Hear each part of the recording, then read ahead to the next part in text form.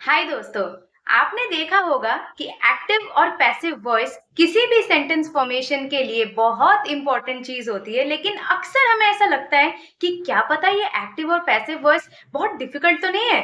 तो आज के इस वीडियो में मैं आपको बताऊंगी कि एक्टिव और पैसिव वॉइस का कॉन्सेप्ट क्या होता है, और उसके साथ साथ मैं आपको काफी सारे एग्जांपल्स भी दिखाऊंगी जहां पे आप बहुत इजीली एक्टिव और पैसिव वॉइस को अप्लाई कर सकते हैं।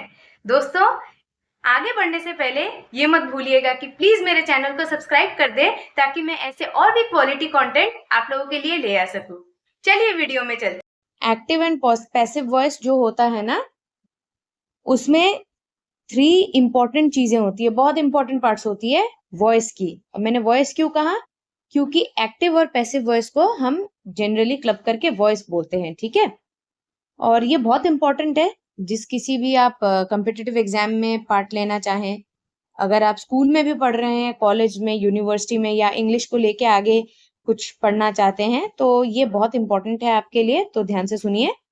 तो 3 इंपॉर्टेंट पार्ट्स जो है वॉइस की, वो है सब्जेक्ट, वर्ब और ऑब्जेक्ट, ठीक है। अब ये सब्जेक्ट, वर्ब और ऑब्जेक्ट जो है, इन्हीं का इंटरप्ले होता रहता है, मतलब इन्हीं का आपस में जो है पोजीशन इधर से उधर, उधर से इधर चेंज होता रहता है, ठीक है। तो अभी वो कैसे होता है देखते जाइए। फर्स्ट सेंटेंस जो है, एक बहुत सिंपल सा सेंटेंस मैं रख रही हूं, वो है पीपल ईट फूड, ठीक है। लोग खाना खाते हैं। अब इसको आप एक्टिव वॉइस से पैसिव वॉइस में कैसे बदलेंगे? ऐसे बदलेंगे, आप कहेंगे कि देखिए, पीपल जो है ये अपना सब्जेक्ट है, ईट जो है ये अपना वर्ब है, और फूड जो है ये अपना ऑब्जेक्ट है। तो जब आप इसको एक्टिव से पैसिव वॉइस में करेंगे, वो होगा food is eaten by people. Food पहले आ जाएगा, ईट तो अपना वैसा ही रहेगा, बस उसका जो टेंस है वो चेंज हो जाएगा, और पीपल बाद में आएगा, ठीक है। देखिए, अभी जो है हम इन सेंटेंसेस को एक एक करके एक्टिव वॉइस से पैसिव वॉइस में बदलेंगे, ठीक है। फर्स्ट सेंटेंस है हमारे पास, जॉन बिल्ड्स हाउसेस, यानी जॉन घर बनाते हैं। जॉन सब्जेक्ट है, बिल्ड्स वर्ब है, और हाउसेस ऑब्जेक्ट है। बी से आप कैसे बदलेंगे? देखिए, आप कहेंगे houses are built by John. Houses subject था, वो ऑब्जेक्ट, हाउसेस ऑब्जेक्ट था, वो अभी सब्जेक्ट के जगह पे आ गया। जॉन सब्जेक्ट थे, ये ऑब्जेक्ट के जगह पे चले गए, पोजीशन। और जो बिल्ड्स, जो अपना वर्ब है, वो आर बिल्ट हो गया। अभी आर बिल्ट क्यों हुआ? क्योंकि हाउसेस जो है, जो हमारे ऑब्जेक्ट है, वो प्लूरल है, इसलिए हमने कहा houses are built by John. हमने ये नहीं कहा कि houses is built by John, ठीक है। और हाँ, ये भी आप ध्यान रखिए, ये एक सिंपल प्रेजेंट टेंस है। तो सिंपल प्रेजेंट टेंस वाले सेंटेंसेस आप ऐसे ही एक्टिव से पैसिव वॉइस में बदलेंगे, ठीक है। चलिए, यहां पे देखिए, Monica plants seeds in the garden, ठीक है। मोनिका सब्जेक्ट है, प्लांट्स वर्ब है, सीड्स ऑब्जेक्ट है। भी इसका पोजीशन बदल देंगे। कैसे बदलेंगे हम? और हाँ, ये भी जानिए कि ये भी एक सिंपल प्रेजेंट टेंस है। इसको हम जब एक्टिव से पैसिव वॉइस में करेंगे, वो क्या होगा? Seeds are planted by Monica in the garden, ठीक है। सीड्स सब्जेक्ट से सब्जेक्ट के जगह पे आ गया, क्योंकि सीड्स ऑब्जेक्ट था। प्लांट्स का हमने क्या किया? प्लांटेड। अगेन, क्योंकि सीड्स प्लूरल है, इसलिए हमने इसको आर प्लांटेड बोला है, इस प्लांटेड नहीं बोला है। और मोनिका सब्जेक्ट थी, वो ऑब्जेक्ट बदल गई, ठीक है। नेक्स्ट देखते हैं, the girl is cooking vegetable curry. अभी देखो, यहाँ पे ये जो है ना, यहाँ पे एक बहुत इंटरेस्टिंग सी चीज है। ये सेंटेंस प्रेजेंट कंटिन्यूअस टेंस में है, मतलब ऑनगोइंग प्रोसेस है। लड़की वेजिटेबल करी बना रही है, ठीक है। बनाती है नहीं, बना रही है, अभी चल रहा है ये। इसको आप कैसे एक्टिव से पैसिव वॉइस में बदलेंगे?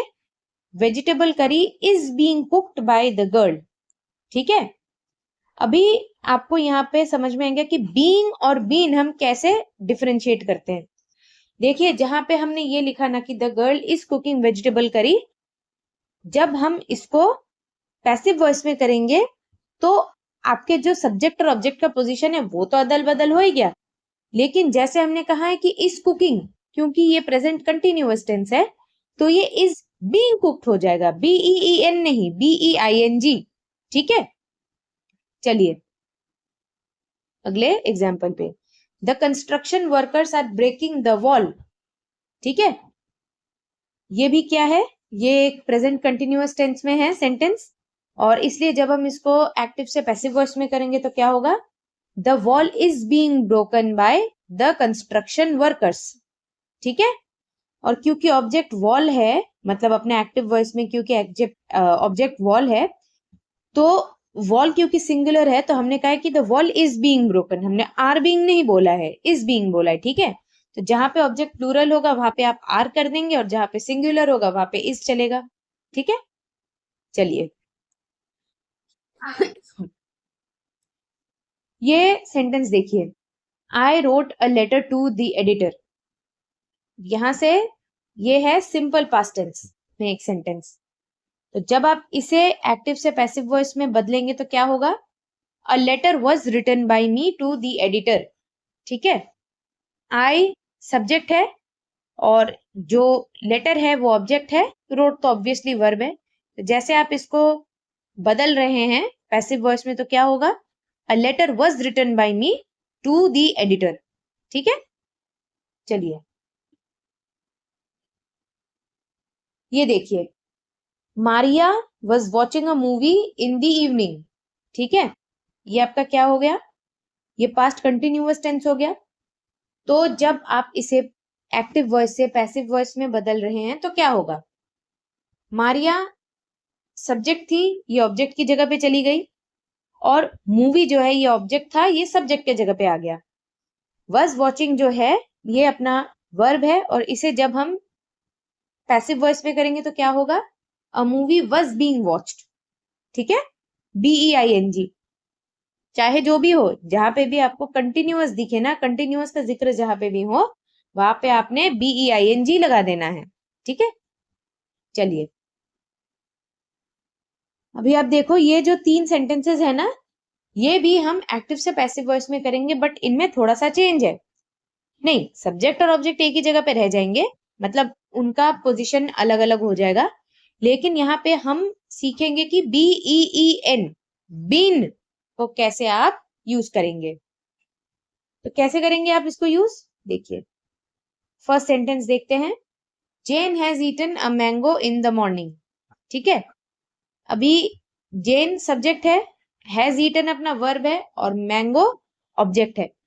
इसे जब आप बदलेंगे तो उसके पहले आप देखिए यहाँ पे ये एक पास्ट पार्टिसिपल टेंस है। ठीक है, Jane has eaten a mango in the morning, Jane ने एक मैंगो खाया है मॉर्निंग में।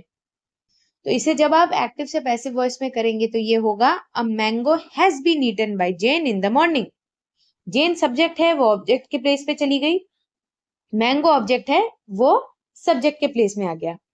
ठीक है, और हैज ईटन का हो गया क्या, हैज बीन ईटन, क्योंकि मैंगो सिंगुलर है इसलिए हमने हैज बीन ईटन लिखा है। अगर ये मैंगो की जगह मैंगोज होते तो हम तब हैव बीन बोल देते। ठीक है, सिंगुलर और प्लूरल का वैसे रह जाएगा हैज हैव, जैसे हमने पिछले एग्जाम्पल्स में इज और आर का किया था, लेकिन यहाँ पे जहां पे आपको पार्टिसिपल दिखे, ठीक है, यहाँ पे आपने बीन कर देना है, BEEN ना कि BEING। ठीक है, आगे बढ़ते हैं, people have read the book, लोगों ने किताब पढ़ी है। ये क्या होगा, the book has been read by people. ठीक है, पीपल जैसे अपना सब्जेक्ट है, बुक ऑब्जेक्ट है, हैव रेड वर्ब है, तो इसे जब आप एक्टिव से पैसिव वॉइस में करेंगे क्या होगा, the book has been read by people. Next है, the weather forecast has said that it will rain today. अभी आप अपने मन ही मन सोचो इसका आंसर क्या होगा। आई होप आपने सोच लिया है, तो देखते हैं इसका आंसर क्या है। It has been said by the weather forecast that it will rain today. Subject और ऑब्जेक्ट के पोजीशंस में अदल बदल हो गया, और जो अपना वर्ब है कि इट हैज सेड जो है, ये क्या हो गया, इट हैज बीन सेड। ठीक है, तो ऐसे ही जो है ना, आप आगे एग्जाम्पल्स और भी प्रैक्टिस करते जाइए। इंटरनेट पे ऐसे बहुत सारे एग्जाम्पल्स अवेलेबल है, आजकल बहुत सारे बुक्स में भी अवेलेबल होते हैं प्रैक्टिस के लिए। तो देखा आपने दोस्तों, एक्टिव और पैसिव वॉइस का कॉन्सेप्ट कितना इजी है और हमने इस वीडियो में कितने इजीली समझ लिया कि एक्टिव और पैसिव वॉइस को आप अप्रोप्रिएटली कैसे यूज कर सकते हैं। दोस्तों, अगर आपको कोई भी डाउट हो एक्टिव और पैसिव वॉइस को लेकर, प्लीज कमेंट सेक्शन में जाइए और वहां पे कमेंट कर दीजिए। I will be replying to your comments. Also friends, please don't forget to subscribe to my channel as I mentioned earlier in this video. Thank you.